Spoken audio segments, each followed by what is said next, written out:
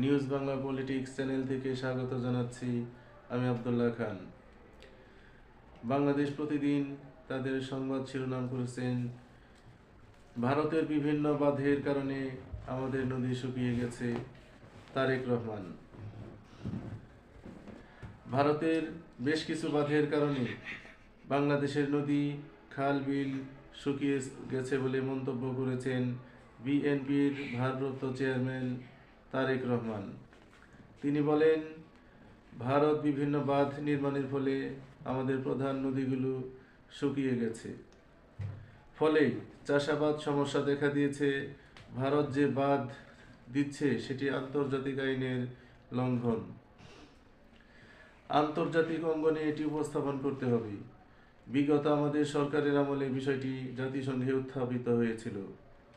বৃহস্পতিবার বিকালে মাগুরার নোমানী ময়দানের মিলনায়তনে জেলা বিএনপি ও অঙ্গ সংগঠনের দিনব্যাপী কর্মশালায় ভার্চুয়ালি সংযুক্ত হয়ে তিনি এসব কথা বলেন।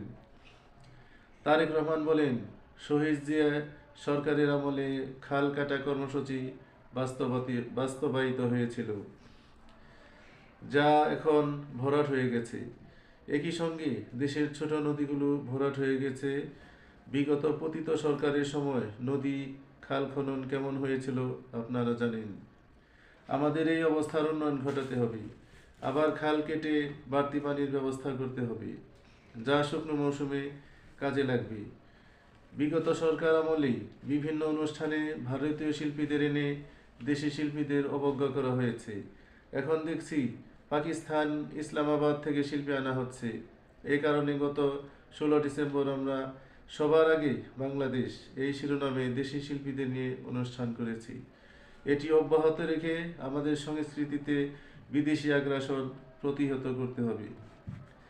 জেলা বিএনপির কর্মশালায় বিএনপির ভাইস চেয়ারম্যান নিতাই রায়চৌধুরী, কেন্দ্রীয় উপদেষ্টা ইসমাইল জবিউল্লাহ, কেন্দ্রীয় প্রশিক্ষণ সম্পাদক এবিএন মোশাররফ হোসেন, খুলনা বিভাগীয় ভারপ্রাপ্ত সাংগঠনিক সম্পাদক অনিন্দ্য ইসলাম অমিত, কেন্দ্রীয় সহকারী প্রশিক্ষণ বিষয়ক সম্পাদক রেহানা আক্তার, কেন্দ্রীয় কৃষক দলের যুগ্ম সম্পাদক মাহবুবা হাবিব, কেন্দ্রীয় ছাত্র দলের সাবেক সভাপতি ফজলুর রহমান, সাবেক সাধারণ সম্পাদক ইকবাল হোসেন, জেলা বিএনপির আহ্বায়ক আলী আহমদ, সদস্য সচিব মনোয়ার হোসেন খান সহ বিভিন্ন পর্যায়ের নেতাকর্মীরা উপস্থিত ছিলেন।